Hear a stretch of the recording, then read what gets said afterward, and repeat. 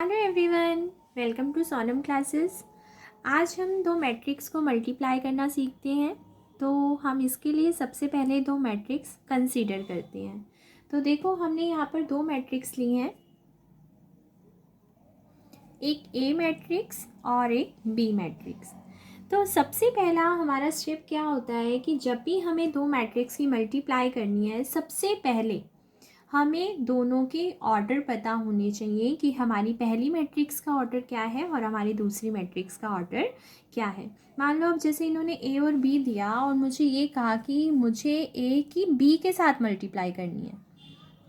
ठीक है, मुझे किसकी वैल्यू निकालनी है? ए इंटू बी की, क्योंकि हो सकता है ना कि वो बी इंटू ए की पूछ रहा हो कि आपने कहा दो मैट्रिक्स की मल्टीप्लाई भाई कैसे, ए की बी के साथ या बी की ए के साथ। तो मैंने कहा कि मुझे ए की बी के साथ चाहिए। ठीक है, तो सबसे पहला स्टेप हम करते हैं कि हमें दोनों का ऑर्डर पता होना चाहिए। तो मैंने अपना ए का ऑर्डर देखा और ऑर्डर के लिए मैंने बताया था कि किस तरीके से ऑर्डर फाइंड आउट करते हैं। आपको हॉरिजेंटल लाइंस काउंट करनी है, कितनी है हॉरिजेंटल लाइंस? 3। तो और वर्टिकल लाइंस काउंट करनी है, कितनी है? 2। और ऑर्डर का फॉर्मूला क्या होता है कि आगे नंबर ऑफ़ रोज़ लिखो, फिर इनटू में नंबर ऑफ़ कॉलम्स लिखो। तो मैंने देखा कि मेरी जो है 3 रो हैं, तो मैंने लिख दिया, और इनटू में मेरी यहाँ पर 2 वर्टिकल लाइंस हैं, मतलब 2 कॉलम हैं। तो हमें ए का ऑर्डर पता चल गया कि हमारे ए का ऑर्डर जो है वो कितना है, 3 × 2। तो यहाँ लिख दिया ऑर्डर ऑफ ए। चाहे तो आप 3 × 2 बोल लो, चाहे 3/2 बोल लो। तो मैंने लिख दिया ये। अब इसी तरह से मुझे बी का ऑर्डर भी फाइंड आउट करना है। तो मैंने क्या देखा कि हॉरिजेंटल लाइंस कितनी है? 2, मतलब हमारी रो कितनी हो गई? 2। फिर हमारी वर्टिकल लाइंस कितनी है? 1 2 3। तो ये हमारा कितना हो गया? 3। तो मैंने यहाँ पर इसका ऑर्डर भी लिख दिया। तो स्टेप नंबर 1 यही था कि हमें दोनों का ऑर्डर फाइंड आउट करना था। मैंने ऑर्डर यहाँ से पता कर लिया। ठीक है, अब सेकंड स्टेप हमारा ये है कि जैसे मुझे ए इंटू बी निकालना है, तो ये चेक करना कि ए की बी के साथ मल्टीप्लाई हो भी सकती है या नहीं हो सकती। मतलब कि क्या ए इंटू बी डिफाइंड है या नहीं है। वो कैसे पता चलता है कि अगर आपको ए इंटू बी निकालना है, मतलब फर्स्ट की सेकंड से मल्टीप्लाई करनी है, तो वो डिफाइंड तब होता है अगर फर्स्ट वाली जो मैट्रिक्स आपकी लिखी हुई है उसकी कॉलम की संख्या किसके इक्वल हो? जो सेकंड नंबर पर लिखी हुई है उसकी रो की संख्या के बराबर हो। मतलब मुझे ये चेक करना है अपने सेकंड स्टेप में कि क्या मेरे ए मैट्रिक्स की जो कॉलम की संख्या है, यानी कि नंबर ऑफ़ कॉलम्स, क्या बी की नंबर ऑफ़ रोज़ के इक्वल है। तो मैंने चेक किया कि मेरी ए की जो कॉलम की संख्या है वो कितनी है? 2। और जो बी है उसकी रोज़ की संख्या कितनी है? 2। तो उन्होंने यही कहा था ना कि ये दोनों इक्वल होने चाहिए। तो मैंने कह दिया कि yes, number of columns in A is equal to number of rows in B। ठीक है, तो हम कहेंगे कि यस, हमारी ए बी जो क्या है, डिफाइंड है।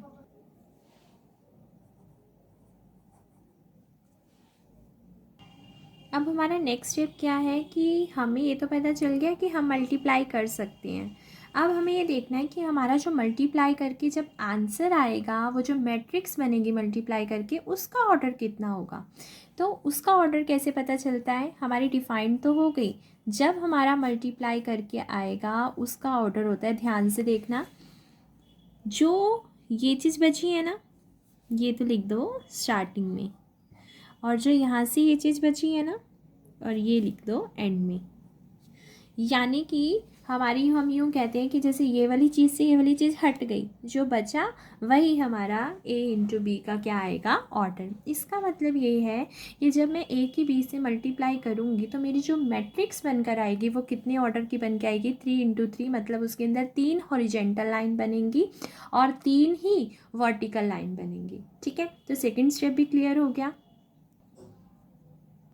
अब देखो, मुझे पता था कि ए की बी के साथ मल्टीप्लाई करके जो मैट्रिक्स बनेगी वो 3 into 3 की बनेगी, तो मैंने क्या लिखा, देखो ए और बी, और जो आंसर आएगा ना उसकी मैंने पहले से ही 3 into 3 की फॉर्म सोच ली है ना, क्योंकि मुझे पता है, क्योंकि हमें मैट्रिक्स का साइज़ भी तो उतना ही लगाना है ना, ताकि हमारे 3 into 3 आ जाए। अब 3 into 3 का मतलब क्या है कि मुझे 3 हॉरिजेंटल लाइंस में आएगा और 3 ही हमारी वर्टिकल्स लाइन होंगी। ठीक है, अब मुझे पहला एलिमेंट कैसे पता चलेगा।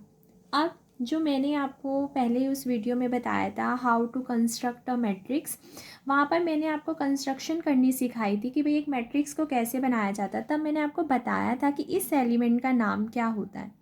ठीक है, तो आपको मैं डिस्क्रिप्शन बॉक्स में वो लिंक दे दूँगी। अगर आपने नहीं देखी है तो वहाँ से देख लेना, अगर आपको आती है तो बहुत अच्छी बात है, फिर देखने की नीड नहीं है। ठीक है, चलो अब आपको इस वाली चीज़ के लिए देखो क्या है कि ये एलिमेंट पता करना है। ठीक है, मैंने वैसे वहाँ बताया था कि इस एलिमेंट को पता करने का मतलब ये है कि ये पहली हॉरिजेंटल रो में है और पहली ही वर्टिकल लाइन में, मतलब ये रो में पहले पर है और कॉलम में भी पहले पर है। तो नोटेशन क्या बताई थी, अगर मैं इस चीज़ की बाहर नोटेशन लिखूं तो ये जो है इसका नाम है A11। क्या नाम है इसका, A11। इसकी वैल्यू कैसे आएगी इन दोनों मैट्रिक्स को मल्टीप्लाई करके, वो सारा कुछ इसी में ही छुपा हुआ है। देखो कैसे, यानी कि ये कहना चाह रहा है कि पहली रो की पहली कॉलम के साथ क्या कर दो, मल्टीप्लाई कर दो। तो पहली रो की पहली कॉलम के साथ क्या कर दो, मल्टीप्लाई कर दो। बहुत ही आराम आराम से सिखाऊंगी, ध्यान से एक एक स्टेप सीखना। तो मैंने क्या कहा, पहली रो की पहली कॉलम से ना, देखो कैसे, यानी कि पहले एलिमेंट की पहले से। अच्छा देखो, जब आप पहली रो की पहली कॉलम से करोगे ना तो आपको इसी वाले पर लिखना है और कहीं पर भी नहीं जाना। जैसे मैंने डॉट बना रखी ना, इसका मतलब है कि नेक्स्ट एलिमेंट है, आपको जो लिखना है इसी पर लिखना है, क्योंकि इसका नाम हमारा A11 है। A11 का मतलब कि हमें पहली रो की पहली कॉलम के साथ मल्टीप्लाई करनी है, तो इसकी इसके साथ मल्टीप्लाई करनी है। तो करो, पहले की पहले के साथ, दूसरे की दूसरे के साथ, और बीच में प्लस आता है। ठीक है, देखो 2 की करी 1 के साथ, 2 की 1 के साथ, बीच में क्या डालना है, प्लस। 1 की किससे करेंगे, -1 के साथ। अब देखो मेरा पहला एलिमेंट रेडी हो गया, जो कि क्या था, A11। ये तो अभी जस्ट फॉर अ नोटेशन, यानी कि सिर्फ और सिर्फ सीखने के लिए कर रहे हैं। जब हमें अच्छे से आ जाएगी फिर हमें ये लगाने की भी ज़रूरत नहीं, क्योंकि हमें मालूम है कि पहली रो की किससे करनी है, पहली कॉलम से करनी है। ठीक है, अच्छा चलो अब नेक्स्ट देखो, इसका नाम क्या होता है, क्योंकि ये देखो ये पहली रो में है और दूसरी कॉलम में है, इसका मतलब इसका नाम A12 है। A12 का क्या मतलब है कि आपको लेनी तो क्या है, पहली रो, मतलब ये क्या लेनी है, पहली रो, और करनी किससे है, पहली रो की दूसरी कॉलम के साथ, यानी कि इससे मल्टीप्लाई करनी है। ठीक है, करो, यानी कि 2 1 की इस 0 2 से मल्टीप्लाई करनी है। तो 2 की किससे करेंगे, 0 से, फिर बीच में प्लस का साइन, फिर 1 की किससे करेंगे, 2 से। तो देखो 2 की करी हमने 0 से मल्टीप्लाई और 1 की करी 2 से मल्टीप्लाई।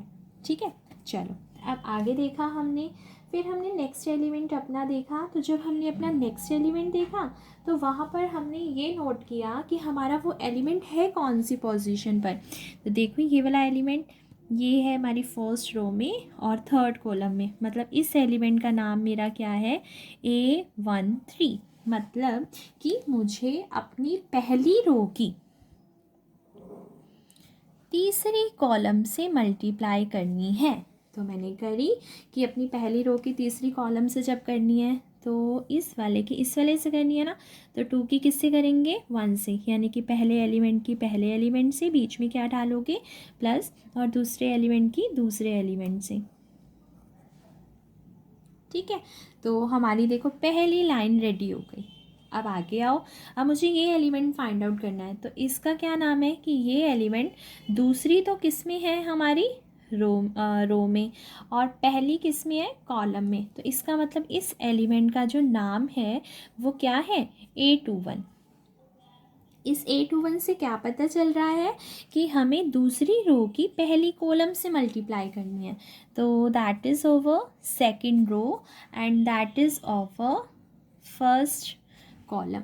समझ गए ना कि हमें सेकेंड रो की फर्स्ट कॉलम से मल्टीप्लाई करनी है और जो आएगा हमें यहाँ पर लिखना है।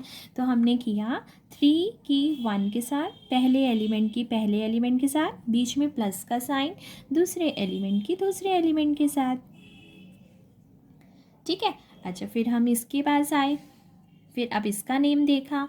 जब मैंने इसका नेम देखा तो इसका नेम क्या था वो भी लिख लेते हैं। इसका नेम है, ये है मेरी second row and second column, that means this name is A22। इसका क्या मतलब है? इसका मतलब ये है कि वो ये कह रहा है कि आप सेकेंड रो की सेकेंड कॉलम के साथ मल्टीप्लाई कर दो। तो ठीक है, मुझे इसकी इससे करनी है, तो पहले की पहले से, दूसरे की दूसरे से, और बीच में क्या डालना होता है? प्लस, यानी कि 3 की 0 के साथ और 2 की 2 के साथ, है ना। चलो अब आगे गए हम नेक्स्ट वाले पर। इसका पहले तो नेम पता करके आते हैं ना कि क्या है। ये दूसरी रो में है और तीसरी कॉलम में है, इसका मतलब इसका नाम A23 है। A23 का मतलब ये है कि मुझे यहाँ पर दूसरी रो की किससे करनी है? तीसरी कॉलम से मल्टीप्लाई करनी है। तो मैंने कर दी दूसरी रो की तीसरी कॉलम से। तो ये क्या आएगा? 3 की 1 के साथ और 2 की भी 1 के साथ। ठीक है, आगे आओ। अब मुझे इसका देखना है कि ये एलिमेंट क्या नाम है इसका। ये थर्ड रो में है और फर्स्ट कॉलम में है, इसका मतलब इसका नेम क्या हो गया? A31। तो हम अपनी थर्ड रो के पास गए और इसकी किससे करनी है? फर्स्ट कॉलम से। तो थर्ड रो की जब फर्स्ट कॉलम से करी तो माइनस पहले की पहले के साथ प्लस दूसरे की दूसरे के साथ। फिर मैं अगले पर गई, इसका क्या नाम है? ये नाम है third row and second column, मतलब A3 और 2। तो इसकी इससे करनी है ना, यानी कि हमें इस वाले की थर्ड रो की सेकेंड कॉलम से मल्टीप्लाई करनी है। तो हम अपनी थर्ड रो की सेकेंड कॉलम से करते हैं, -1 की 0 से और 1 की 2 से। ठीक है। फिर उसके बाद हमने नेक्स्ट एलिमेंट देखा कि इसका क्या नेम है। ये हमारी थर्ड रो में है और थर्ड ही कॉलम में, इसका मतलब इस एलिमेंट का नाम है A33। A33 का मतलब कि मुझे थर्ड रो की थर्ड कॉलम के साथ करनी है। तो मेरी ये है थर्ड रो और ये है थर्ड कॉलम।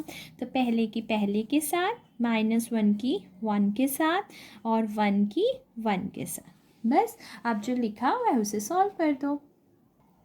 अब सॉल्विंग करें, 2 की 1 से मल्टीप्लाई 2, 1 की -1 से -1 और प्लस, तो क्या हो गया? -1 प्लस माइनस माइनस होता है ना। 2 की 0 से मल्टीप्लाई 0, 1 की 2 से मल्टीप्लाई 2। फिर आगे चलो, 2 की 1 से 2, 1 की 1 से 1। आगे चलो, 3 की 1 से 3, 2 की -1 से -2। फिर 3 की 0 से 0, 2 की 2 से 4। फिर आगे गए, 3 की 1 से 3, फिर 2 की 1 से 2। फिर इधर आओ, -1 की 1 से -1, 1 की -1 से -1, -1 की 0 से 0, 1 की 2 से 2। फिर इधर आओ, -1 की 1 से -1, प्लस में 1 की 1 से 1। अब इन्हें सॉल्व कर दो। 2 में से 1 गया 1, 0 + 2 2, 2 + 1 3, 3 - 2 1, 0 + 4 4, 3 + 2 5, -1 -1 माइनस माइनस प्लस, साइन बड़े वाले का तो दोनों ही इक्वल हैं, तो मतलब माइनस का साइन, 0 + 2 2 एंड -1 + 1, एक प्लस का एक माइनस का और सेम है, तो यानी कि 0। तो हमारा ये आंसर आ गया। हमने दो मैट्रिक्स की मल्टीप्लाई कर ली। आपको मल्टीप्लाई करनी अच्छे से आ गई है तो कमेंट सेक्शन में ज़रूर बताना कि आपको कैसा लगा। बाय।